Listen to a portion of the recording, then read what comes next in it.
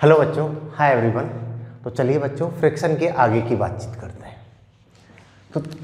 तो देखो बच्चों, अभी तक मैं आपको बता रहा था मीनिंग ऑफ फ्रिक्शन क्या है, फ्रिक्शन का एग्जैक्टली मीनिंग क्या है। ठीक है, देन हमने डिस्कस किया बेटा कि इसका डेफिनेशन क्या है। क्लियर। उसके बाद फिर हमने डिस्कस किया बेटा इसका कॉज क्या है। फिर कॉज के बाद हमने डिस्कस किया इसकी प्रॉपर्टीज क्या है। प्रॉपर्टीज के बाद हमने डिस्कस किया बेटा इसकी डायरेक्शन क्या है। ठीक है, देन हमने डिस्कस किया इसका मैग्नीट्यूड क्या है और इसके डिपेंडिंग फैक्टर्स क्या है।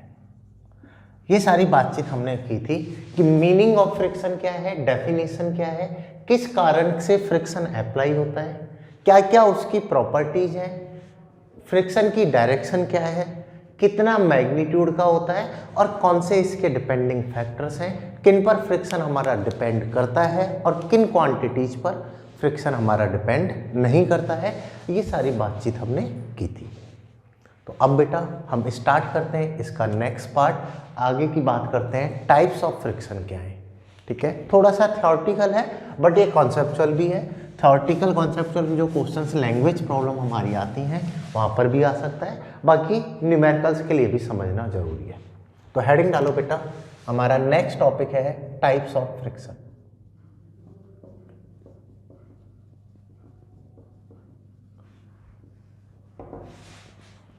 टाइप्स ऑफ फ्रिक्शन की हम बातचीत कर लेते हैं। देखो बच्चों, अगर मैं टाइप्स ऑफ फ्रिक्शन की बातचीत करता हूँ तो here friction generally divided into 3 types. First is a static, पहला होता है static friction. Second is limiting friction. Meaning क्या है, स्टेटमेंट क्या है, वो सारा डिटेल में हम डिस्कस करेंगे। First is static, second is limiting friction. आ रही बात समझ में। और पहला क्या होता है बेटा हमारा स्टैटिक। देन थर्ड की अगर मैं बात करूं that is a kinetic friction. That is a kinetic friction and this friction further divided into 2 part. First is a translatory friction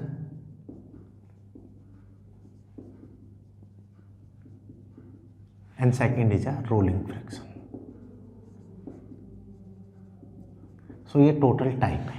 तो ये तो हो गया सीधा सा याद रखने के हिसाब से, बट एक्चुअल में हमें इन टर्म्स का मीनिंग समझना है। स्टैटिक फ्रिक्शन क्या है, लिमिटिंग क्या है, काइनेटिक क्या है और कैसे ये अलग है, क्या क्या इनके अमाउंट हैं, ये सारी बातें हमें समझनी है।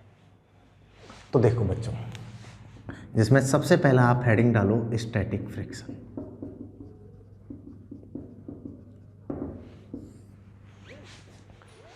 देखिए, अगर मैं आपको स्टैटिक फ्रिक्शन को समझाता हूँ तो आप इसे ऐसे समझ सकते हो। मान लो ये कोई भी सरफेस है और इस पर ये कोई भी एक ब्लॉक रखा है जिसका मास है 10 kg। क्लियर। एक एग्जाम्पल से समझा देता हूँ, फिर इससे हम इसकी डेफिनेशन, इसके लैंग्वेज जो भी कॉन्सेप्ट है उनको हम बनाएंगे। तो आपको क्या बोला है कि ये कोई भी एक ब्लॉक है जिसका मास है 10 kg and here surface is rough surface है। डैट मीन्स यहाँ पर कोई ना कोई फ्रिक्शन प्रेजेंट है। और आपको बोला है कि ये जो इनकी म्यूचुअल सरफेस है इसका म्यू है 0.4।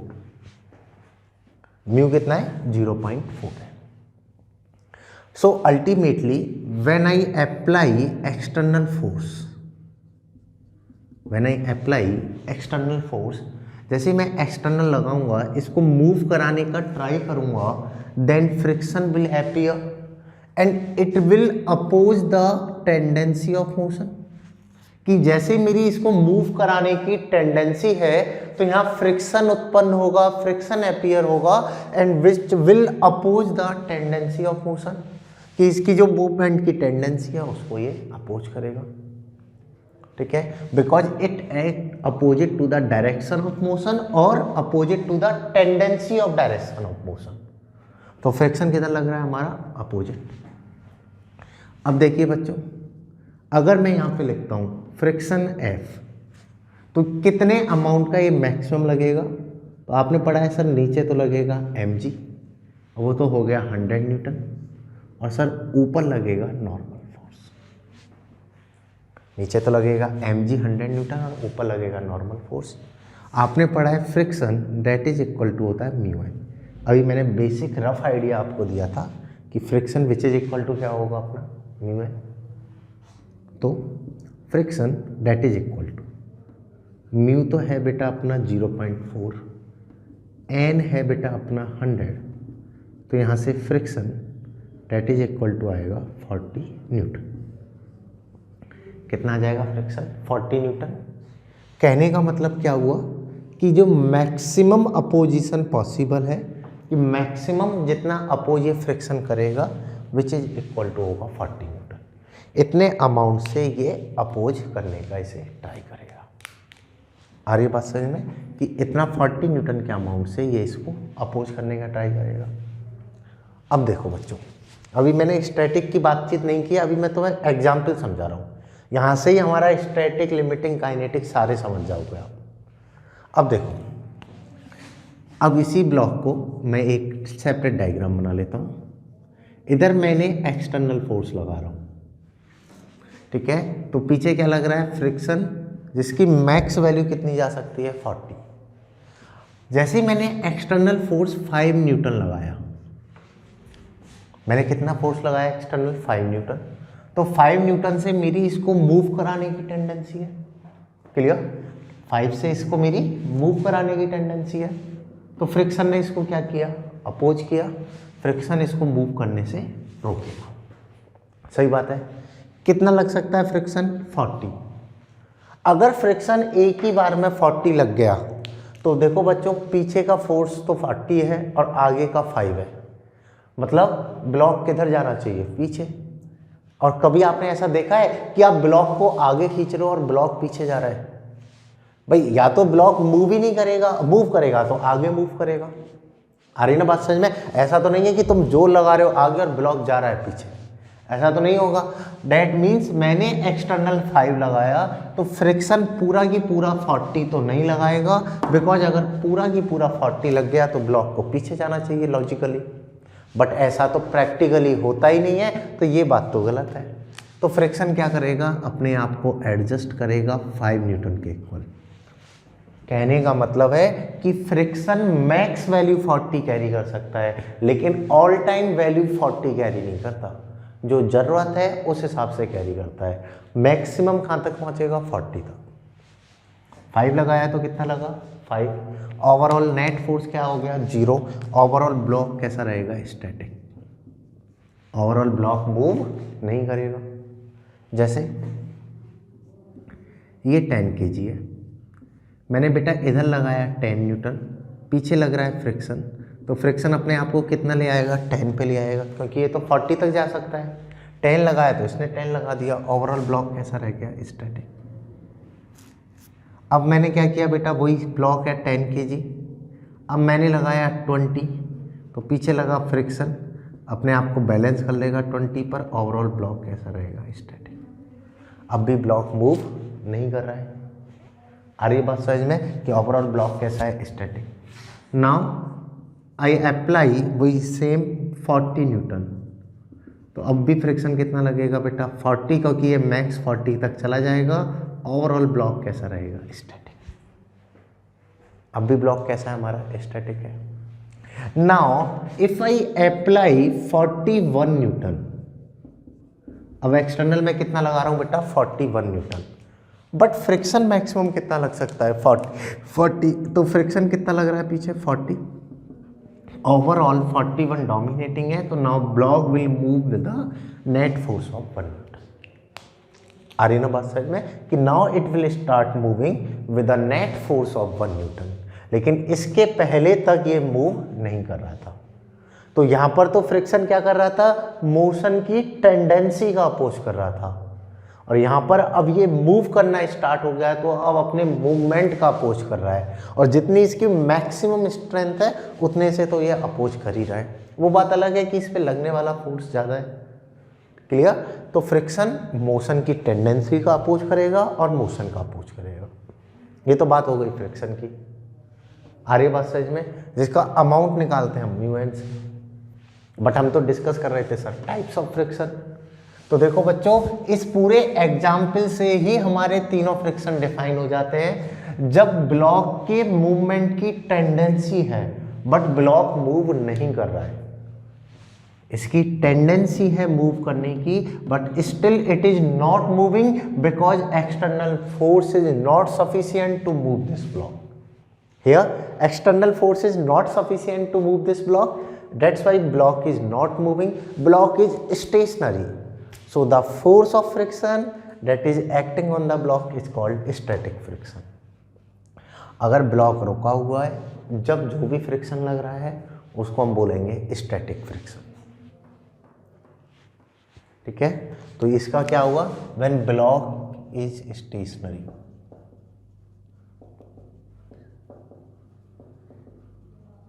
अगर सीधा सीधा डिफ्रेंशिएट करने का तरीका बताऊं, अगर ब्लॉक स्टेशनरी है, जब जो फ्रिक्शन लगेगा that is called static friction.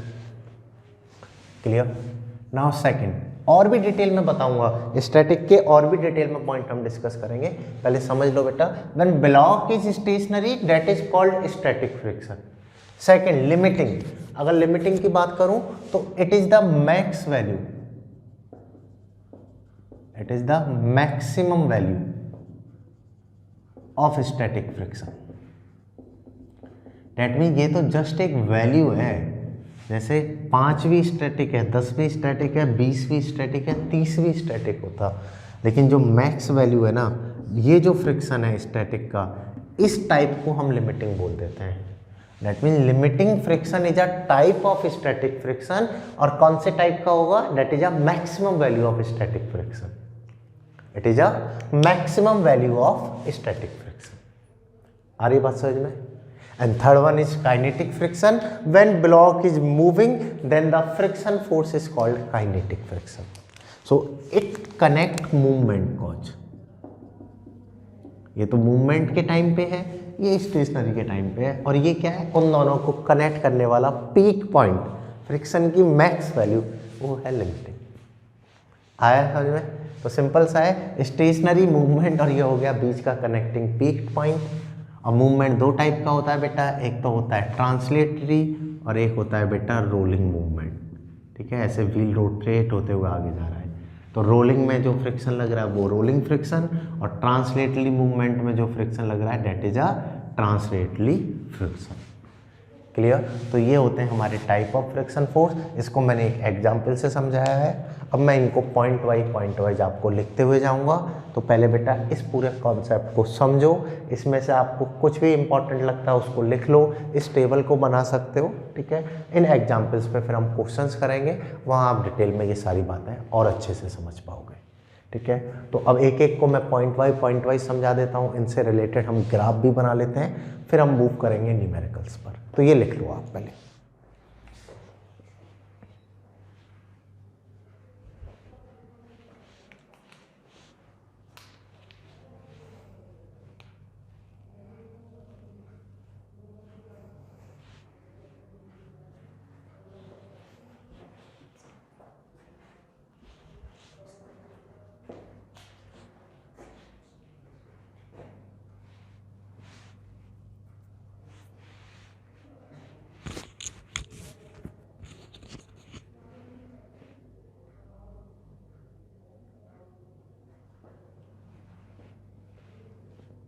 चलो बच्चों, अब इसको पॉइंट वाइज लिखते हुए चलते हैं, इनको कंक्लूड कर लेते हैं. फ्रिक्शन के पॉइंट्स क्या क्या है. जैसे फ्रिक्शन से रिलेटेड हमने पॉइंट्स पढ़ लिए थे. अगर मैं स्टैटिक की बात करता हूँ तो बेटा it oppose the tendency of motion. किसका अपोज कर रहा है ये बेटा, टेंडेंसी ऑफ मोशन का वो अपोज कर रहा है. जैसे मूवमेंट की टेंडेंसी है तब लग रहा है. आ रही बात समझ में. और कभी 5 है, कभी 10 है, कभी 20 है. डेट मीन्स ये एक्सटर्नल के इक्वल होता है. तो ये अपने आप को क्या कर रहा है, सेल्फ एडजस्ट कर रहा है. That is a very important point. It is self adjustable force. That is a self adjustable force which is a very much important point. कि स्टैटिक फ्रिक्शन जो है that is a self adjustable. अरे बात समझ में, कि अपनी value को ये एडजस्ट करता हुआ जाएगा जितना एक्सटर्नल है उसके equal. And so I can write here F external that is equal to static friction. Clear, कि static friction which is equal to this one. तो ये सेल्फ एडजस्टेबल है, ये मोशन की टेंडेंसी का अपोज करता है। मूविंग कॉज पे तो काइनेटिक हो जाएगा, स्टेशनरी कॉज मतलब कि मूवमेंट की टेंडेंसी है। जब जो फ्रिक्शन लग रहा है that is called static friction, ठीक है। And here mu S is called coefficient of static friction, that is a coefficient of static friction. Clear. तो ये हैं बेटा हमारे स्टैटिक फ्रिक्शन से related points. First to copy these points, then will move to second type of friction which is limiting friction.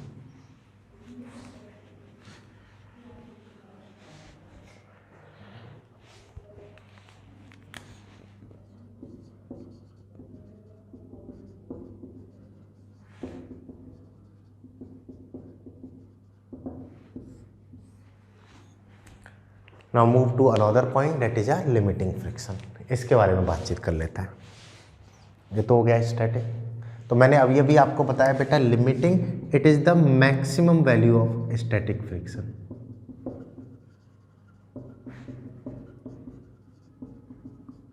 That is a maximum value of static friction.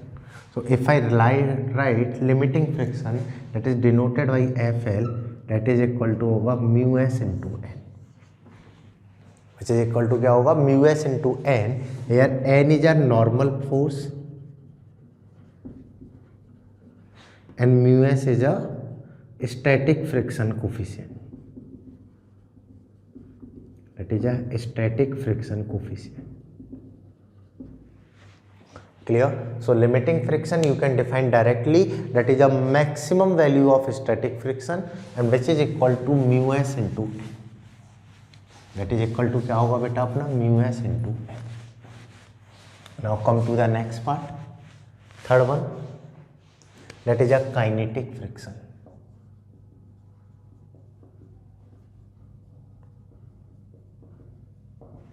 Third is kinetic friction. Kinetic friction के बारे में बातचीत कर लेते हैं बेटा। ये क्या चीज़ है देखो बच्चों, अगर मैं इसे समझाऊं तो इसे भी आप सिंपल से तरीके से समझ सकते हो कि इट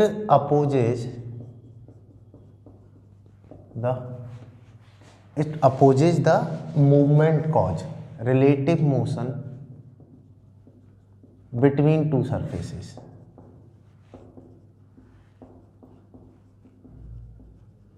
क्या होगा, ये दो सरफेसेस के बीच के रिलेटिव मोशन को अपोज करता है। It opposes the relative motion between two surface.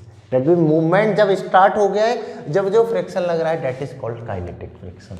And here mu K is called coefficient of kinetic friction. That is a coefficient of kinetic friction. और ये हमेशा एक ही अमाउंट का लगेगा, क्योंकि जब मूवमेंट चालू हो गया है तो वो कब हुआ है, जब मैक्सिमम फ्रिक्शन एक्ट हो रहा है।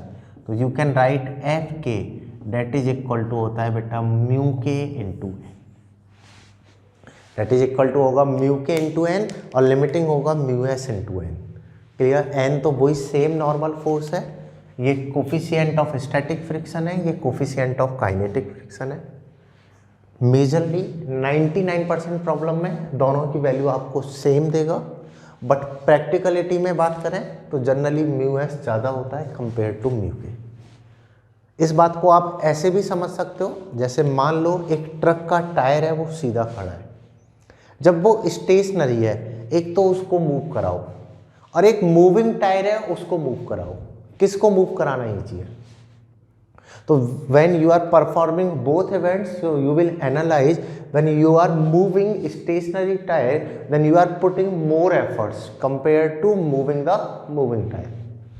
आ रही ना बात समझ में कि दोनों टायर सेम हैं, दोनों सेम सरफेस पे मूव करा रहा हूँ तो लगने वाला फ्रिक्शन भी सेम है, बट जो स्टेशनरी है उसको मूव कराने में ज़्यादा फोर्स लग रहा है कंपेरेटिवली टू मूविंग। ऐसा क्यों होता है? क्योंकि स्टेशनरी कोफिशिएंट ज़्यादा होता है कंपेयर टू काइनेटिक कोफिशिएंट। इसलिए मैंने दोनों को अलग अलग डिफाइन किया है। आ रही है बात समझ में? But in a general way, in a mostly numericals आपको इन दोनों को डिफ्रेंशिएट नहीं करेगा तो हमें नहीं करना है। अगर करके दे दे तो हमें कर लेना है। और हमें ये भी पता है कब तक ये लिमिटिंग फ्रिक्शन लगेगा और कब काइनेटिक लगेगा। जब तक रुका हुआ है तब तक ही इन फ्रिक्शन की बात है, जब चलने लग गया फिर तो यही फ्रिक्शन हमारा लगेगा। और इस पूरी कहानी को मैं आपको एक सिंपल से एग्जाम्पल से भी समझा देता हूँ। उस एग्जाम्पल से you can understand the whole concept कि म्यू एस और म्यू के से भी आप कभी कंफ्यूज ना हो। तो सबसे पहले टाइप्स को समझ लेते हैं। स्टैटिक क्या है, लिमिटिंग क्या है और काइनेटिक क्या है। आ रही बात समझ में? अगर मैं इस पूरे थ्योरी को एक ग्राफ से रिलेट करता हूँ बेटा, that is called friction graph. इसको हम क्या बोलते हैं? Friction graph. ये क्या चीज़ है, क्या कॉन्सेप्ट है? जैसे बेटा ये तो है जीरो, क्लियर। ये हो गया बेटा आपका एक्सटर्नल फोर्स और ये है बेटा आपका फ्रिक्शन फोर्स। ये स्मॉल एफ है और ये आपका कैपिटल एफ एक्सटर्नल। तो देखो बच्चों, जब एक्सटर्नल फोर्स जीरो है तो फ्रिक्शन फोर्स भी क्या है? जीरो। जब एक्सटर्नल जीरो था तो फ्रिक्शन भी जीरो। अब एक्सटर्नल बढ़ने लगा तो स्टैटिक फ्रिक्शन लगने लगा, वो भी किसके इक्वल होगा? एक्सटर्नल फोर्स के। 5 था तो 5 हो गया, 10 था तो 10 हो गया, 15 था तो 15 हो गया, 25 था तो 25 हो गया, 40 था तो 40 हो गया और एक टाइम पे कहाँ पहुँच गया? अपनी मैक्सिमम वैल्यू पे। तो जब तक तो ये फोर्स फ्रिक्शन के इक्वल था और ये जो फ्रिक्शन था इसको हम बोल रहे थे स्टैटिक, और इसकी ये जो मैक्स वैल्यू है इसको हमने बोल दिया लिमिटिंग। इसके बाद अगर मैं एक्सटर्नल को बढ़ाता हूँ तो अब ये फ्रिक्शन अपनी मैक्स वैल्यू पे पहुंच गया है, इससे ज़्यादा तो नहीं लगेगा। अगर मैं अब एक्सटर्नल को बढ़ाऊंगा तो ब्लॉक मूव करना चालू कर देगा। ओवरऑल इस पर अब कौन सा फ्रिक्शन लगेगा? काइनेटिक। ये सारी बातें जो अभी मैंने एग्जाम्पल समझाया उसको इमेजिन करके बोल रहा हूँ। आप भी समझ पा रहे होंगे कि शुरू में ब्लॉक रुका हुआ है क्योंकि स्टैटिक फ्रिक्शन एक्सटर्नल के इक्वल है, एक टाइम पे फ्रिक्शन मैक्स हो गया।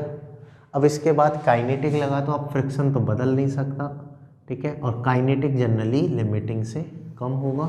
उसके बाद फ्रिक्शन अपना तो फोर्स बढ़ाता जा रहा हूँ लेकिन फ्रिक्शन में कोई चेंज नहीं होगा।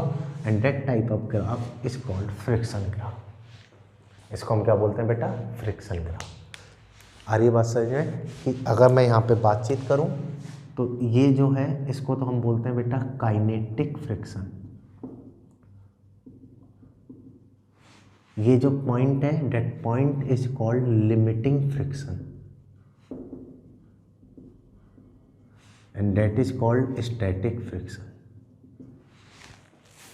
ठीक है, तो इसे आप कॉपी कर लो and move to the next topic कि अगला हमारा और कॉन्सेप्ट क्या है। इसे लिख लो बच्चों आप। तो ये कॉपी कर लो। फिर हम एक एग्जाम्पल से म्यू एस और म्यू के का अंतर समझ लेते हैं बच्चों, फिर उसके बाद हम अगले टॉपिक की बात करेंगे।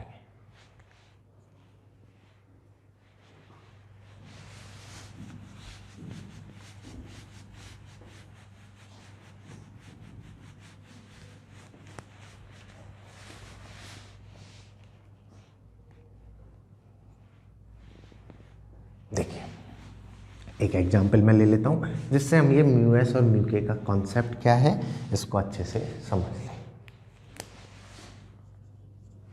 लेट्स से ये कोई भी एक ब्लॉक है जिसका मास है बेटा 5 kg।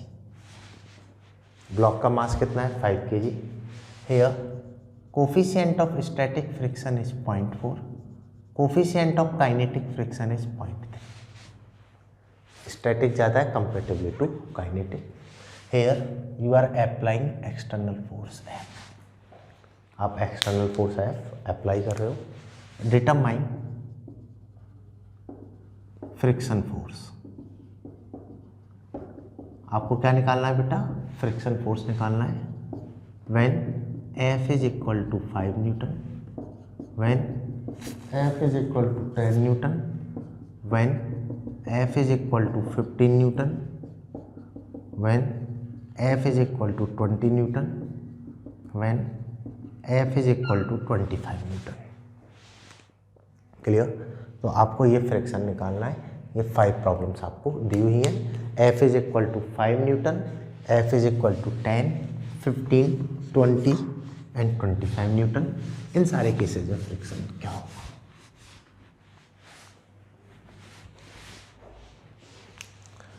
तो तो देखो बच्चों कैसे करोगे समझ लो, पहले मैं आपको कॉन्सेप्ट सिखा देता हूँ, फिर आप अपना अटेम्प्ट करना। किस तरीके से करना है, सबसे पहले आप निकालो बेटा लिमिटिंग फ्रैक्शन, और लिमिटिंग फ्रैक्शन क्या होगा हमारा mu S into N. Limiting fraction that is equal to अपना क्या होगा म्यू एस इंटू एन, और एन क्या होता है अपना नॉर्मल फोर्स। अब देखो नीचे तो क्या लग रहा है बेटा एम जी तो है 50 न्यूटन, और ऊपर क्या लग रहा है नॉर्मल है। क्लियर। तो if I write here normal that is equal to तो कितना आ गया 50 न्यूटन, नॉर्मल फोर्स तो कितना आ गया 50 न्यूटन। तो अगर मैं यहाँ से बेटा लिमिटिंग फ्रिक्शन लिखूँगा, सो म्यू एस तो है अपना 0.4, एन है 50, तो यहाँ से limiting friction that is equal to आएगा 20 न्यूटन। लिमिटिंग फ्रिक्शन हमारा कितना आ जाएगा 20 न्यूटन, कि टोटल जो मैक्सिमम फ्रिक्शन लगने वाला है लिमिटिंग जो अपोज करेगा डेट इज 20। तो एक साइड तो मैंने निकाल लिया लिमिटिंग। क्लियर। ऐसे आप कैलकुलेट कर लो बेटा काइनेटिक, अगर दोनों को अलग अलग दिया है तो kinetic is mu K into N. यहाँ पर अगर मैं लिखता हूँ बेटा म्यू के तो कितना है 0.3, N is 50, so here kinetic friction that is equal to आ गया आपका 50 न्यूटन। आई बात समझ में। आपने क्या किया लिमिटिंग फ्रिक्शन अलग से निकाल लिया, आपने काइनेटिक फ्रिक्शन अलग से निकाल लिया, इन दोनों फ्रिक्शन को मैंने सेपरेटली लिख लिया। अब फ्रिक्शन मुझे डिटरमाइन करना है जब एक्सटर्नल ये लग रहे हैं। तो देखो बच्चों पहला है व्हेन फोर्स इज 5 न्यूटन, तो फ्रिक्शन कितना होगा। जैसे ही फोर्स लगा तो पीछे क्या लगेगा फ्रिक्शन। अभी ब्लॉक कैसा है रेस्ट में, तो अभी सबसे पहले जब ब्लॉक रेस्ट में है तो सबसे पहले इस पे एक्ट करना चालू होगा स्टैटिक, फिर आएगा लिमिटिंग, और फिर उसके बाद आएगा मूव करने पर काइनेटिक। इस तरीके का कुछ पैटर्न होगा जो फॉलो होगा। तो देखो बच्चों अगर मैं बात करूं तो मैक्सिमम कहाँ तक जाएगा लिमिटिंग 20 तक। तो फोर्स लगा 5 न्यूटन तो स्टैटिक अपोज करेगा, और कितने का लगेगा 5 न्यूटन का, ओवरऑल इसे बैलेंस कर लेगा, तो नेट एक्सीलरेशन क्या होगा 0। आ रही बात समझ में कि एक्सटर्नल 5 था तो स्टैटिक ने बैलेंस कर लिया, नेट एक्सीलरेशन क्या होगा 0। अब एक्सटर्नल जैसे ही बेटा यहाँ पे 10 न्यूटन हुआ तो पीछे फिर फ्रिक्शन लगेगा, फिर फ्रिक्शन अपोज करेगा, ठीक है, और अपने आप को कितने पे बैलेंस कर लेगा 10 पे, नेट एक्सीलरेशन क्या हो जाएगा अपना 0। वापस से कितने पर बैलेंस कर लेगा 10 पर, नेट एक्सीलरेशन क्या होगा 0। इन सेम वे जैसे ही मैंने यहाँ पर 15 न्यूटन लगाया तो ये मैक्सिमम कहाँ तक जाएगा 20 तक। आ रही ना, जब तक 20 से ऊपर फोर्स नहीं होगा तब तक ब्लॉक मूव नहीं करेगा, सीधी सी कहानी है। अगर ब्लॉक रेस्ट पर है जब तक फोर्स 20 से ऊपर नहीं होगा तब तक वो नहीं चलने वाला। जैसे ही 15 लगाया स्टैटिक अपने आप को बैलेंस करेगा 15 पर, नेट एक्सीलरेशन 0। जैसे ही मैंने यहाँ पे बेटा 20 न्यूटन लगाया तो अभी भी ये 20 है तो स्टैटिक अपने आप को बैलेंस करेगा 20 पर, और नेट एक्सीलरेशन अब भी रहेगा 0। डेट मीन्स इन चारों केस में तो फ्रिक्शन की वैल्यू ये होगी और ये मूव नहीं करेगा। बट जैसे ही मैंने बेटा यहाँ पे 25 न्यूटन अप्लाई किया, अब एक्सटर्नल फोर्स कितना हो गया है 25 न्यूटन, तो जैसे ही 25 न्यूटन लगाया तो अब फ्रिक्शन अपना मैक्सिमम लगा सकता था 20। डेट मीन्स 25 तो लिमिटिंग से बड़ा है। अब समझ लेना यहाँ पर एक्सटर्नल है 25, मैक्सिमम अपोज कितना लग सकता है 20, लिमिटिंग मैक्सिमम कितना लगेगा 20। तो 25 तो 20 से बड़ा है। ओवरऑल अगर 25 बड़ा है तो ये ब्लॉक मूव करना स्टार्ट कर देगा, और जैसे ही ये मूव करा तो अब लिमिटिंग ना लग के कौन लग जाएगा काइनेटिक। कहने का मतलब क्या हुआ कि जैसे ही मैंने 25 लगाया तो अब इस पे पीछे कौन लगेगा काइनेटिक, और काइनेटिक कितना है 15 न्यूटन। डेट मीन्स अब जब 25 न्यूटन लगा रहा हूँ तो अब लगेगा 50। फिर मैं अगर बेटा 50 न्यूटन भी फोर्स लगाता तो अब ये मूव कर रहा है, फिर तो काइनेटिक ही लगता, और जिसकी मैक्स वैल्यू कितनी है 50। और अगर मैं एक्सीलरेशन लिखता हूँ तो you can write net force that is equal to ma, 10 equal to 5a, तो यहाँ पे एक्सीलरेशन आता 2 मीटर पर सेकेंड स्क्वायर। ये इसका कंप्लीट कॉन्सेप्ट है कि अगर म्यू एस और म्यू के अलग दिए जाएं, आपको फ्रिक्शन निकालना हो तो फ्रिक्शन को लिखने का ये एक आसान सा न्यूमेरिकल है जिससे आप कंप्लीट टाइप ऑफ फ्रिक्शन निकालने के तरीके को समझ सकते हो कि ब्लॉक जब तक मूव नहीं करेगा जब तक एक्सटर्नल उसके लिमिटिंग से ज़्यादा ना हो जाए, और ज़्यादा होते ही अब लिमिटिंग नहीं लगेगा, अब कौन सा लगेगा, काइनेटिक। फिर कितना ही फोर्स हो फिर तो कौन सा लगेगा, काइनेटिक, अगर वो चलने लग गया है। क्लियर? तो बेटा ये न्यूमेरिकल आप कॉपी करो, then discuss new type of different concept numerical, और कैसे न्यूमेरिकल्स हमारे यहाँ पर बनने वाले हैं, तो इसे आप कॉपी कर लो। Still, if you have any query regarding this concept, so you can ask on your respective Telegram group. So thank you for watching this video. Thank you.